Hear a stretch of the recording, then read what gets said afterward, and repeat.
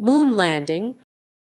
A moon landing is the arrival of a spacecraft on the surface of the moon.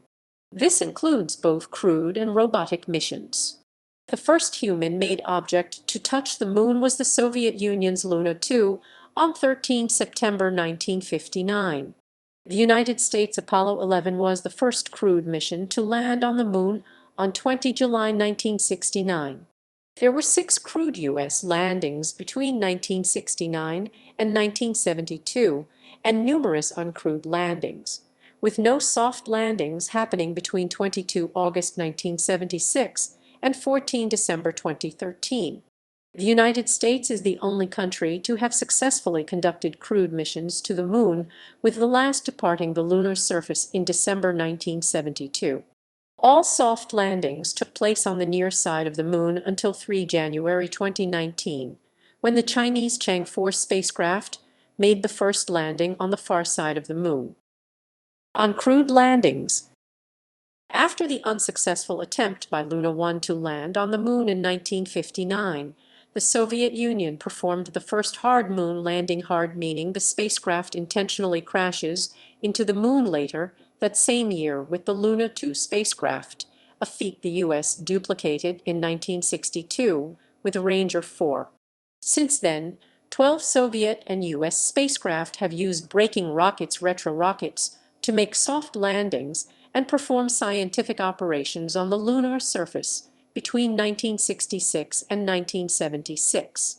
In 1966, the USSR accomplished the first soft landings and took the first pictures from the lunar surface during the Luna 9 and Luna 13 missions. The U.S. followed with 5 uncrewed Surveyor soft landings. The Soviet Union achieved the first uncrewed lunar soil sample return with the Luna 16 probe on 24 September 1970. This was followed by Luna 20 and Luna 24 in 1972 and 1976, respectively. Following the failure at launch in 1969 of the first Lunar, many missions were failures at launch. In addition, several uncrewed landing missions achieved the lunar surface but were unsuccessful, including Luna 15, Luna 18, and Luna 23 all crashed on landing, and the U.S. Surveyor 4 lost all radio contact only moments before its landing. More recently, other nations have crashed spacecraft on the surface of the moon at speeds of around 8,000 kilometers per hour, 5,000 mph, often at precise, planned locations. These have generally been end-of-life lunar orbiters that, because of system degradations, could no longer overcome perturbations from lunar mass concentrations. Maskins. Japan's lunar orbiter Haiten impacted the moon's surface on 10 April 1993. The European Space Agency performed a controlled crash impact with their orbiter SMART-1 on 3 September 2006. Indian Space Research Organization ISRO performed a controlled crash impact with its Moon Impact Probe MIP on 14 November 2008. The MIP was an ejected probe from the Indian Chandrayaan-1 lunar orbiter and performed remote sensing experiments during its descent to the lunar surface. The Chinese lunar orbiter Chang'e executed a controlled crash onto the surface of the moon on 1 March 2009. The rover mission Chang'e 3 soft landed on 14 December 2013, as did its successor, Chang'e 4, on 3 January 2019. All crewed and uncrewed soft landings had taken place on the near side of the moon until 3 January 2019, when the Chinese Chang'e 4 spacecraft made the first landing on the far side of the moon. On 22 February 2019, Israeli private space agency SpaceIL launched spacecraft Bereshit on board a Falcon 9 from Cape Canaveral, Florida, with the intention of achieving a soft landing. SpaceIL lost contact with the spacecraft, and it crashed into the surface on 11 April 2019. Indian Space Research Organization launched Chandrayaan-2 on 22 July 2019 with landing scheduled on 6 September 2019. However, at an altitude of 2.1 km from the moon a few minutes before soft landing, the lander lost contact with the control room. Crewed landings. A total of 12 men have landed on the moon. This was accomplished with 2 U.S. pilot astronauts flying a lunar module on each of 6 NASA missions across a 41-month period starting 20 July 1969, with Neil Armstrong and Buzz Aldrin on Apollo 11, and ending on 14 December 1972, with Gene Cernan and Jack Schmitt on Apollo 17. Cernan was the last man to step off the lunar surface. All Apollo lunar missions had a third crew member who remained on board the command module. The last 3 missions included a drivable lunar rover, the Lunar Roving Vehicle, for increased mobility. Scientific background. To get to the moon, a spacecraft must first leave Earth's gravity well. Currently, the only practical means is a rocket. Unlike airborne vehicles such as balloons and jets, a rocket can continue accelerating in the vacuum outside the atmosphere. Upon approach of the target moon, a spacecraft will be drawn ever closer to its surface at increasing speeds due to gravity. In order to land intact, it must decelerate to less than about 160 kilometers per hour, 99 mph, and be ruggedized. The first 3 attempts by the U.S. to perform a successful hard moon landing with a ruggedized seismometer package in 1962 all failed. The Soviets first achieved the milestone of a hard lunar landing with a ruggedized camera in 1966, followed only months later by the first uncrewed soft lunar landing by the U.S. The speed of a crash landing on its surface is typically between 70 and 100% of the escape velocity of the target moon, and thus this is the total velocity which must be shed from the target moon's gravitational attraction for a soft landing to occur. For Earth's moon, the escape velocity is 2.38 kilometers per second, 1.48 mph/s. The change in velocity referred to as a delta V is usually provided by a landing rocket, which must be carried into space by the original launch vehicle as part of the overall spacecraft. An exception is the soft moon landing on Titan carried out by the Huygens probe in 2005. As the moon with the thickest atmosphere, landings on Titan may be accomplished by using atmospheric entry techniques that are generally lighter in weight than a rocket with equivalent capability. The Soviets succeeded in making the first crash landing on the moon in 1959. Crash landings may occur because of malfunctions in a spacecraft, or they can be deliberately arranged for vehicles which do not have an onboard landing rocket. There have been many such moon crashes, often with their flight path controlled to impact at precise locations on the lunar surface. For example, during the Apollo program, the SIVB third stage of the Saturn V rocket, as well as the spent ascent stage of the lunar module, were deliberately crashed on the moon several times to provide impacts registering as a moonquake.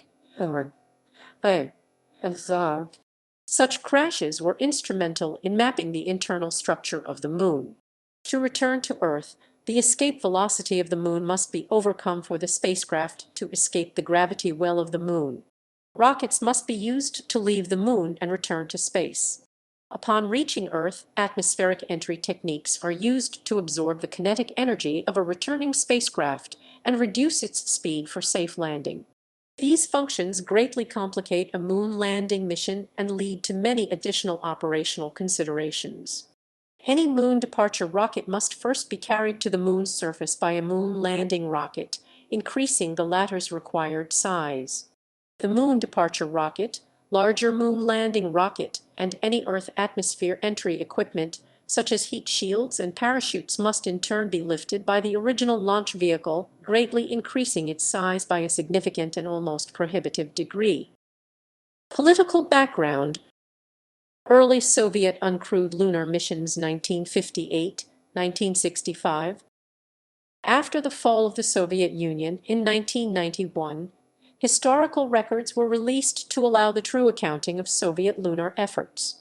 Unlike the U.S. tradition of assigning a particular mission name in advance of a launch, the Soviets assigned a public lunar mission number only if a launch resulted in a spacecraft going beyond Earth orbit.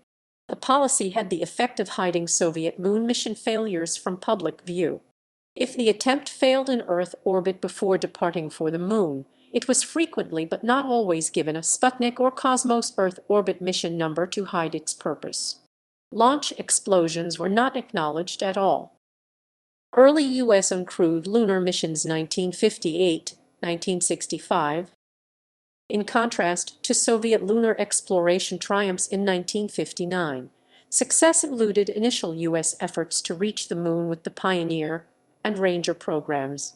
15 consecutive U.S. uncrewed lunar missions over a 6-year period from 1958 to 1964 all failed their primary photographic missions. However, Rangers 4 and 6 successfully repeated the Soviet lunar impacts as part of their secondary missions. Failures included 3 U.S. attempts in 1962. These surface packages were to use retrorockets to survive landing, unlike the parent vehicle, which was designed to deliberately crash onto the surface.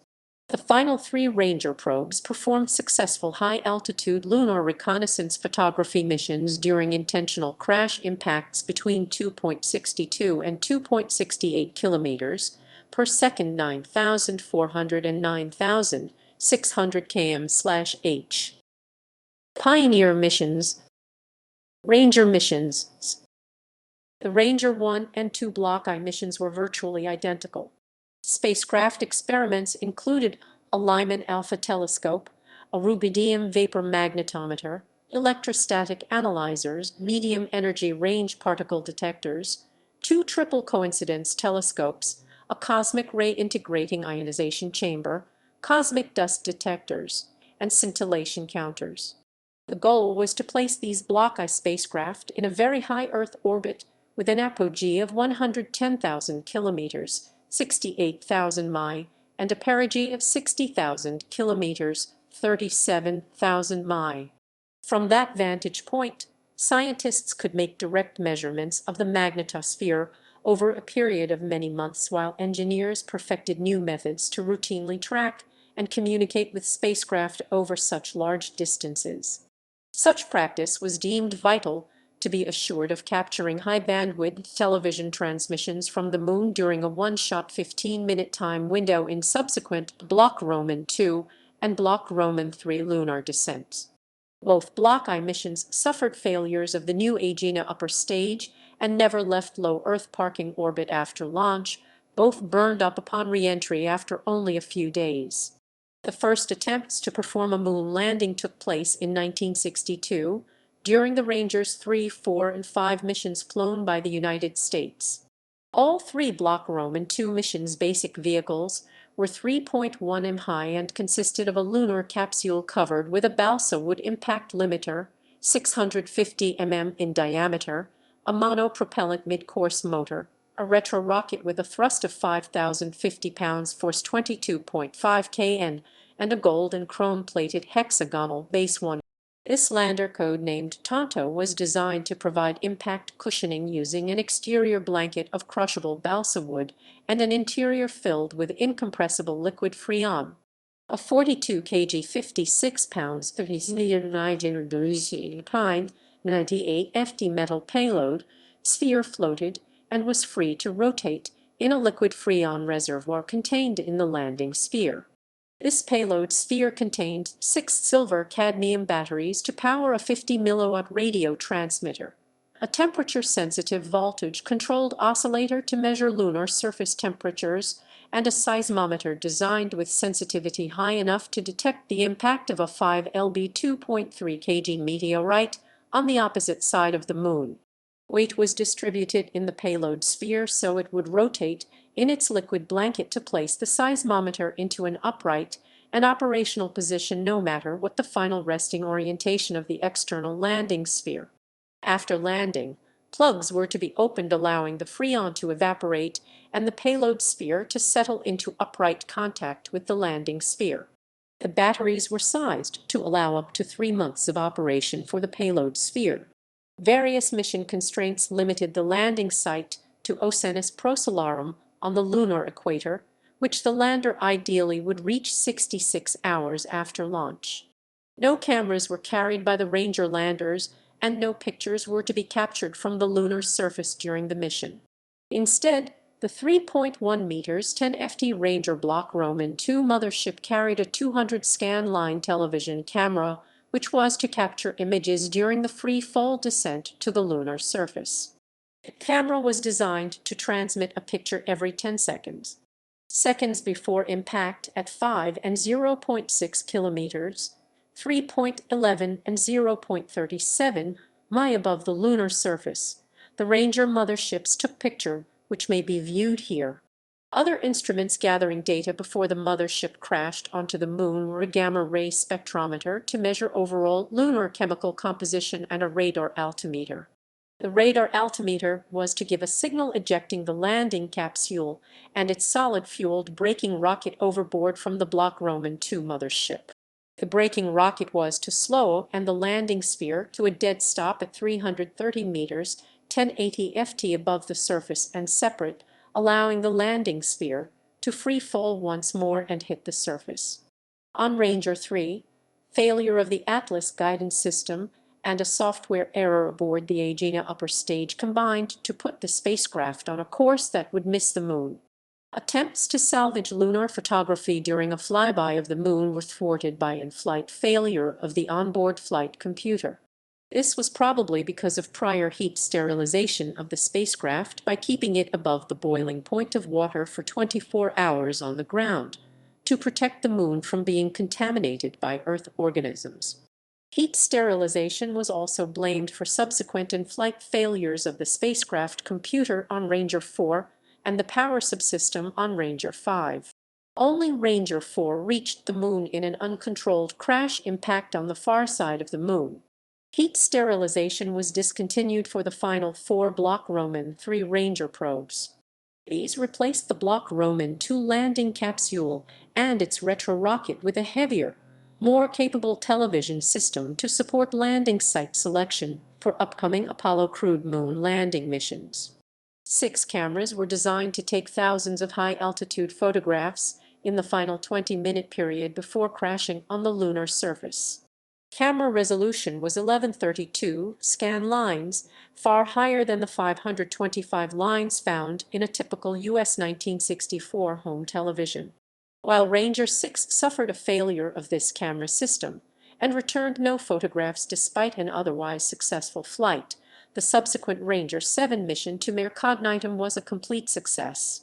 Breaking the 6-year string of failures in U.S.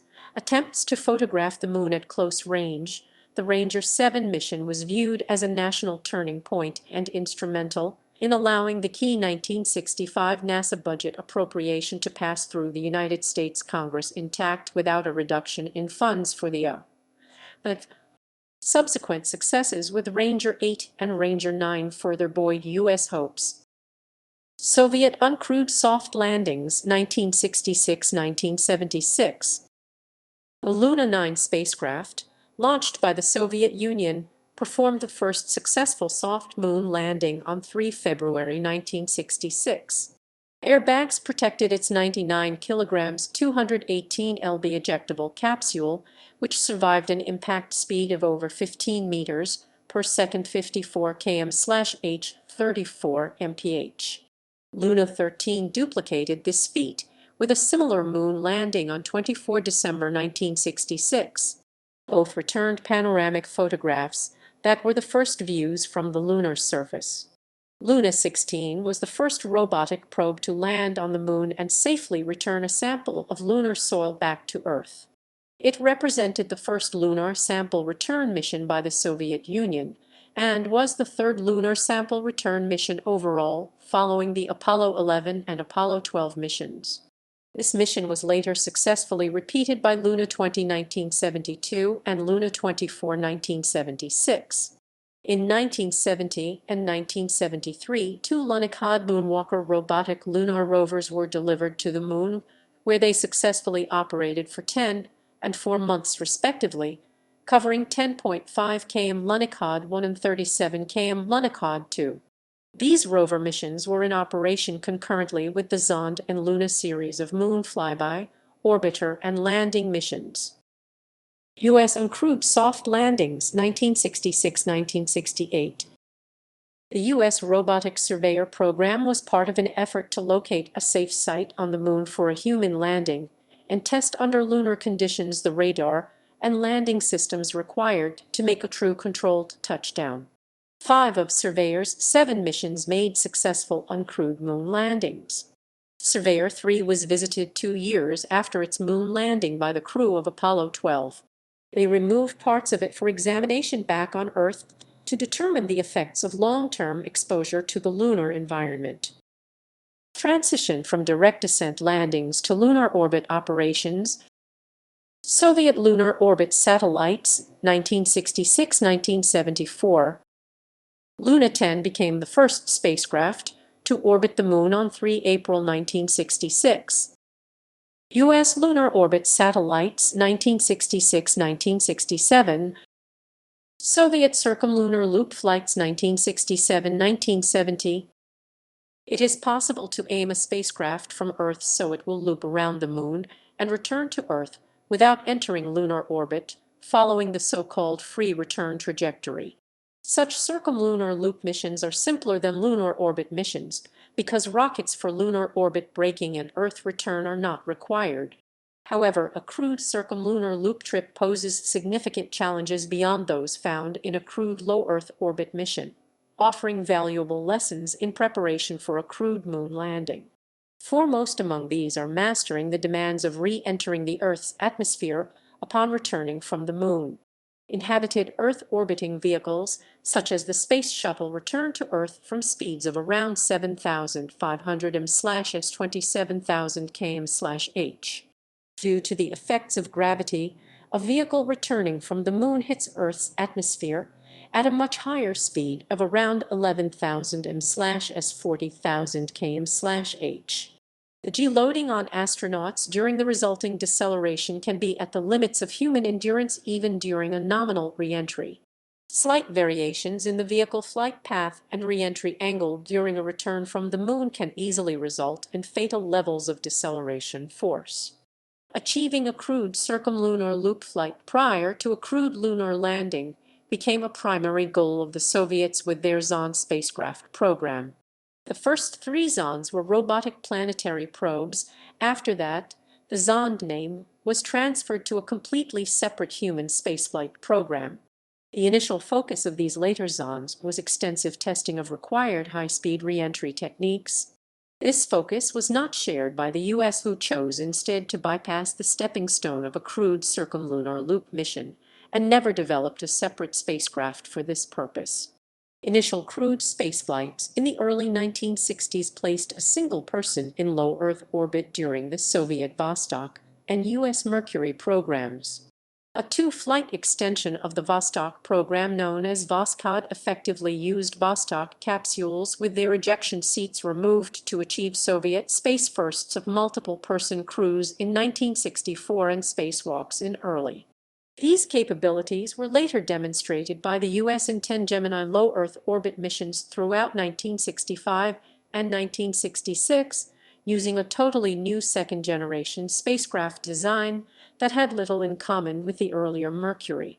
These Gemini missions went on to prove techniques for orbital rendezvous and docking crucial to a crewed lunar landing mission profile. After the end of the Gemini program, the Soviet Union began flying their second-generation Zond crewed spacecraft in 1967 with the ultimate goal of looping a cosmonaut around the Moon and returning him or her immediately to Earth. The Zond spacecraft was launched with the simpler and already operational Proton launch rocket, unlike the parallel Soviet human moon landing effort also underway at the time based on third-generation Soyuz spacecraft requiring development of the advanced N-1 booster. The Soviets thus believed they could achieve a crewed Zond circumlunar flight years before a U.S. human lunar landing and so score a propaganda victory. However, significant development problems delayed the Zond program and the success of the U.S. Apollo lunar landing program. Like Zond, Apollo flights were generally launched on a free return trajectory. This option was implemented after an explosion aboard the Apollo 13 mission in 1970, which is the only crewed circumlunar loop mission flown to date. Zond 5 was the first spacecraft to carry life from Earth to the vicinity of the Moon and return, initiating the final lap of the space race with its payload of tortoises, insects, plants, and bacteria. Despite the failure suffered in its final moments, the Zond 6 mission was reported by Soviet media as being a success as well. Although hailed worldwide as remarkable achievements, both these Zond missions flew off nominal re-entry trajectories, resulting in deceleration, forces that would have been fatal to humans. As a result, the Soviets secretly planned to continue uncrewed Zond tests until their reliability to support human flight had been demonstrated. However, due to NASA's continuing problems with the lunar module, and because of CIA reports of a potential Soviet crewed circumlunar flight in late 1968, NASA fatefully changed the flight plan of Apollo 8 from an Earth orbit lunar module test to a lunar orbit mission scheduled for late December 1968. In early December 1968, the launch window to the Moon opened for the Soviet launch site in Baikonur, giving the USSR their final chance to beat the US to the Moon. Cosmonauts went on alert and asked to fly the Zond spacecraft then in final countdown at Baikonur on the first human trip to the Moon. Ultimately, however, the Soviet Politburo decided the risk of crude death was unacceptable given the combined poor performance to that point of Zond/Proton, and so scrubbed the launch of a crewed Soviet lunar mission.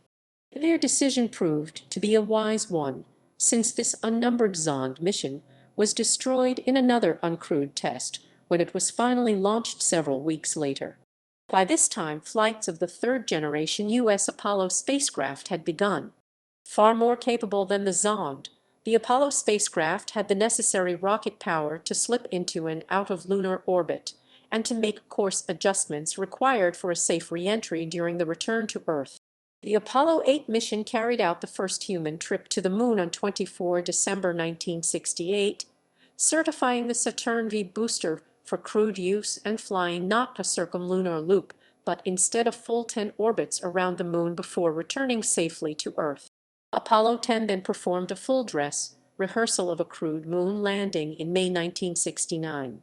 This mission orbited within 47,400 feet 14.4 km of the lunar surface, performing necessary low-altitude mapping of trajectory-altering maskings using a factory prototype lunar module too heavy to land. With the failure of the robotic Soviet sample return moon landing attempt Luna 15 in July 1969, the stage was set for Apollo 11. Human moon landings 1969–1972. U.S. strategy. Plans for human moon exploration began during the Eisenhower administration. In a series of mid-1950s articles in Collier's magazine, Wernher von Braun had popularized the idea of a crewed expedition to establish a lunar base. A human moon landing posed several daunting technical challenges to the US and USSR. Besides guidance and weight management, atmospheric re-entry without ablative overheating was a major hurdle. After the Soviets launched Sputnik, von Braun promoted a plan for the U.S. Army to establish a military lunar outpost by 1965. After the early Soviet successes, especially Yuri Gagarin's flight, U.S. President John F. Kennedy looked for a project that would capture the public imagination. He asked Vice President Lyndon Johnson to make recommendations on a scientific endeavor that would prove U.S. world leadership. The proposals included non-space options, such as massive irrigation projects to benefit the Third World. The Soviets at the time had more powerful rockets than the U.S., which gave them an advantage in some kinds of space mission. Advances in U.S. nuclear weapon technology had led to smaller, lighter warheads. The Soviets were much heavier, and the powerful Artemis-7 rocket was developed to carry them. More modest missions such as flying around the Moon or a space lab in lunar orbit, both were proposed by Kennedy to von Braun, offered too much advantage to the Soviets. Landing, however, would capture the world's imagination. Johnson had championed the U.S. human spaceflight program ever since Sputnik, sponsoring legislation to create NASA while he was still a senator. When Kennedy asked him in 1961 to research the best achievement to counter the Soviets' lead, Johnson responded that the U.S. had an even chance of beating them to a crewed lunar landing, but not for anything less. Kennedy seized on Apollo as the ideal focus for efforts in space. He ensured continuing funding, shielding space spending from the 1963 tax cut, but diverting money from other NASA scientific projects. These diversions dismayed NASA's leader, James E. Webb, who perceived the need for NASA's support from the scientific community. The moon landing required development of the Large Saturn V launch vehicle, which achieved a perfect record, 0 catastrophic failures or launch vehicle-caused mission failures in 13 launches. For the program to succeed, its proponents would have to defeat criticism from politicians both on the left, more money for social programs, and on the right, more money for the military. By emphasizing the scientific payoff and playing on fears of Soviet space dominance, Kennedy and Johnson managed to swing public opinion. By 1965, 58% of Americans favored Apollo, up from 33% 2 years earlier. After Johnson became president in 1963, his continuing defense of the program allowed it to succeed in 1969, as Kennedy had planned. Soviet strategy.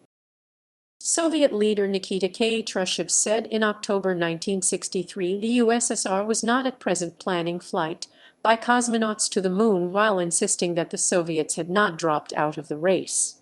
Only after another year did the USSR fully commit itself to a moon landing attempt, which ultimately failed. At the same time, Kennedy had suggested various joint programs, including a possible moon landing by Soviet and U.S. astronauts and the development of better weather monitoring satellites. Khrushchev, sensing an attempt by Kennedy to steal Russian space technology, rejected the idea. If the USSR went to the moon, it would go alone. Sergei Korolev, the Soviet space program's chief designer, had started promoting his Soyuz craft and the non-launcher rocket that would have the capability of carrying out a human moon landing. Khrushchev directed Korolev's design bureau to arrange further space firsts by modifying the existing Vostok technology, while a second team started building a completely new launcher and craft, the Proton booster and the Zond, for a human cislunar flight in 1966. In 1964, the new Soviet leadership gave Korolev the backing for a moon landing effort and brought all Crude projects under his direction. With Korolev's death and the failure of the first Soyuz flight in 1967, coordination of the Soviet moon landing program quickly unraveled. The Soviets built a landing craft and selected cosmonauts for a mission that would have placed Alexei Leonov on the moon's surface, but with the successive launch failures of the Nun booster in 1969, plans for a crewed landing suffered first delay and then cancellation. A program of automated return vehicles was begun in the hope of being the first to return lunar rock. This had several failures.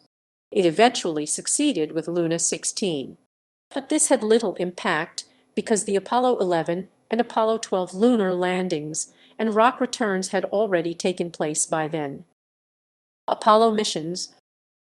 In total, 24 U.S. astronauts have traveled to the moon. 3 have made the trip twice, and 12 have walked on its surface.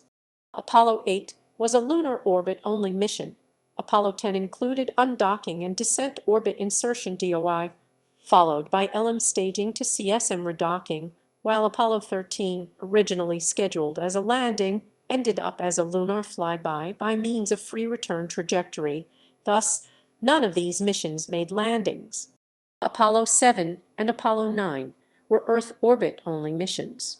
Apart from the inherent dangers of crewed moon expeditions as seen with Apollo 13, one reason for their cessation, according to astronaut Alan Bean, is the cost it imposes in government subsidies. Human moon landings. Other aspects of the successful Apollo landings. President Richard Nixon had speechwriter William Safire prepare a condolence speech for delivery in case Armstrong and Aldrin became marooned on the moon's surface and could not be rescued. In 1951, science fiction writer Arthur C. Clarke forecast that a man would reach the moon by 1978. On 16 August 2006, the Associated Press reported that NASA is missing the original slow-scan television tapes, which were made before the scan conversion for conventional TV of the Apollo 11 moonwalk. Some news outlets have mistakenly reported the SSTV tapes found in Western Australia, but those tapes were only recordings of data from the Apollo 11 early Apollo surface experiments package. The tapes were found in 2008 and sold at auction in 2019 for the 50th anniversary of the landing. Scientists believe the 6 American flags planted by astronauts have been bleached white because of more than 40 years of exposure to solar radiation. Using rock images, 5 of the 6 American flags are still standing and casting shadows at all of the sites except Apollo 11. Astronaut Buzz Aldrin reported that the flag was blown over by the exhaust from the ascent engine during liftoff of Apollo 11. Late 20th century, early 21st century uncrewed crash landings. Height in Japan. Launched on 24 January 1990, 11:46 UTC.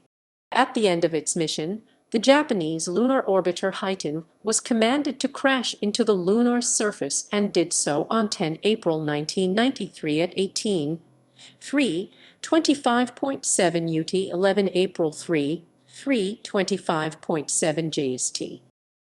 Lunar Prospector U.S. Lunar Prospector was launched on 7 January 1998. The mission ended on 31 July 1999, when the orbiter was deliberately crashed into a crater near the lunar south pole after the presence of water ice was successfully detected. Smart T-1 ESA. Launched 27 September 2003, 23:14 UTC from the Guiana Space Center in Kourou, French Guiana. At the end of its mission, the ESA lunar orbiter Smart T-1 performed a controlled crash into the Moon at about 2 km/s. The time of the crash was 3 September 2006 at 5:42 UTC. Chandrayaan-1 India. The impactor, the Moon Impact Probe, an instrument on Chandrayaan-1 mission, impacted near Shackleton Crater at the south pole of the lunar surface at 14 November 2008, 2031 IST. Chandrayaan-1 was launched on 22 October 2008, 0:52 UTC. Chang'e China.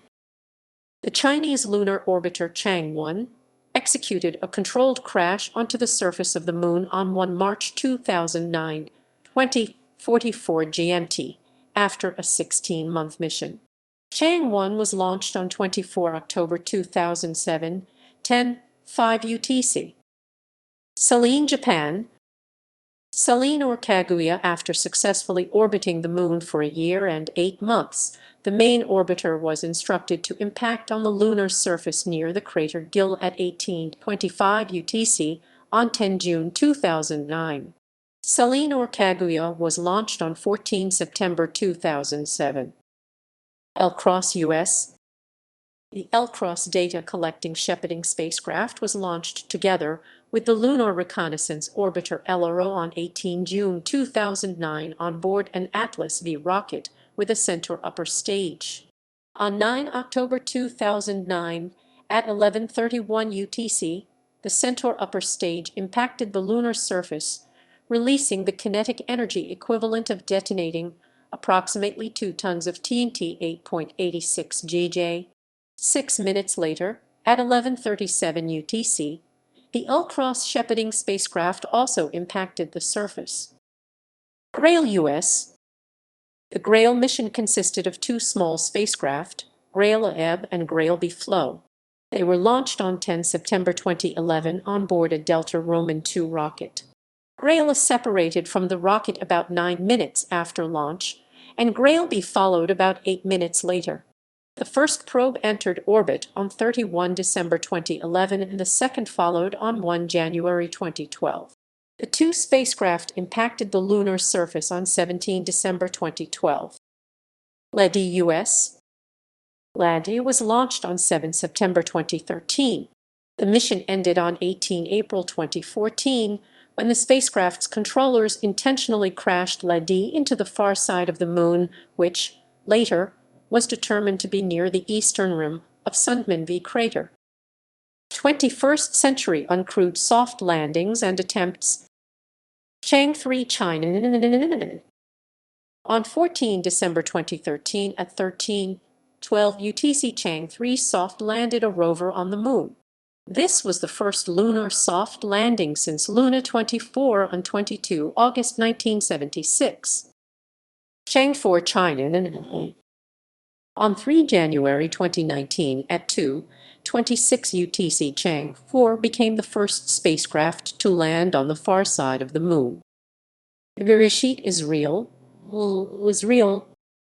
On 22 February 2019 at 1:45 UTC, SpaceX launched the Bereshit lunar lander, developed by Israel's Space IL organization.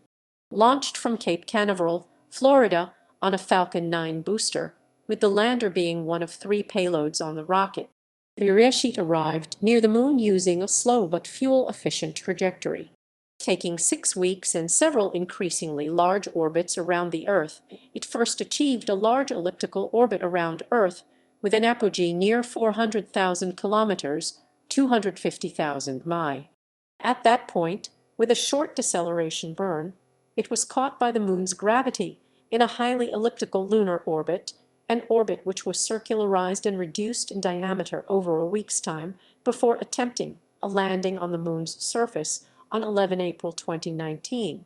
The mission was the first Israeli and the first privately funded lunar landing attempt. Space IL was originally conceived in 2011 as a venture to pursue the Google Lunar X Prize. On 11 April 2019, Bereshit crashed on the surface of the Moon as a result of a main engine failure in the final descent. The Bereshit lunar lander's target landing destination was within Mare Serenitatis, a vast volcanic basin on the Moon's northern near side. Despite the failure, the mission represents the closest a private entity has come to a soft lunar landing. Chandrayaan-2 India. ISRO, the Indian National Space Agency, launched Chandrayaan-2 on 22 July 2019. It has 3 major modules: orbiter, lander, and rover. Each of these modules has scientific instruments from scientific research institutes in India and the US. The 3,890 kg 8,580 lb spacecraft was launched by the GSLV Mk Roman 3. On 7 September 2019, at 1:50 IST, Chandrayaan-2's Vikram lander started the soft landing sequence. Contact was lost on 2.1 km 1.3 mi above the lunar surface after the rough braking phase and was not regained. From the images of the Lunar Reconnaissance Orbiter and Chandrayaan Orbiter, it was found that the Vikram lander had crashed on the Moon and was destroyed. Chang'e 5 China. On 6 December 2020 at 21:42 UTC, Chang'e 5 landed and collected the first lunar rock samples in over 40 years and then returned the samples to Earth. Landings on moons of other solar system bodies.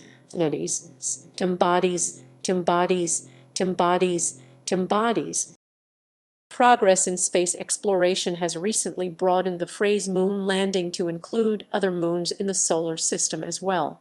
The Huygens probe of the Cassini-Huygens mission to Saturn performed a successful moon landing on Titan in 2005. Similarly, the Soviet probe Phobos 2 came within 120 mi 190 km of performing a landing on Mars moon Phobos in 1989 before radio contact with that lander was suddenly lost. A similar Russian sample return mission called Phobos Grunt means soil in Russian launched in November 2011, but stalled in low Earth orbit. There is widespread interest in performing a future landing on Jupiter's moon Europa to drill down and explore the possible liquid water ocean beneath its icy surface. Proposed future missions. After the failure of the Vikram lander of Chandrayaan-2, the Indian Space Research Organization ISRO plans to reattempt a soft landing with a third lunar exploration mission, Chandrayaan-3. It is scheduled to launch in the third quarter of 2022. The Lunar Polar Exploration Mission is a robotic space mission concept by ISRO and Japan's space agency JAXA that would send a lunar rover and lander to explore South Pole region of the Moon in 2024. JAXA is likely to provide launch service using the future H-3 rocket, along with responsibility for the rover. ISRO would be responsible for the lander. Russia's Luna 25 lander is expected to launch in May 2022. On December 11, 2017, U.S. President Trump signed Space Policy Directive 1, which directed NASA to return to the Moon with a crewed mission for long-term exploration and use and missions to other planets. On March 26, 2019, Vice President Mike Pence formally announced that the mission will include the first female lunar astronaut. The Artemis program has the goal of returning to the Moon with new launch systems. Historical empirical evidence. Many conspiracists hold that the Apollo moon landings were a hoax. However, empirical evidence is readily available to show that human moon landings did occur. Anyone on Earth with an appropriate laser and telescope system can bounce laser beams off 3 retroreflector arrays left on the Moon by Apollo 11, 14, and 15, verifying deployment of the lunar laser ranging experiment at historically documented Apollo moon landing sites, and so proving equipment constructed on Earth was successfully transferred. In addition, in August 2009, NASA's Lunar Reconnaissance Orbiter began to send back high-resolution photos of the Apollo landing sites. These photos show the large descent stages of the 6 Apollo lunar modules which were left behind, the tracks of the 3 lunar roving vehicles, and the paths left by the 12 astronauts as they walked in the lunar dust. In 2016, then U.S. President Barack Obama acknowledged that the moon landing was not a hoax and publicly thanked the members of the television show Mythbusters for publicly proving as much in Season 6, Episode 2. References and notes.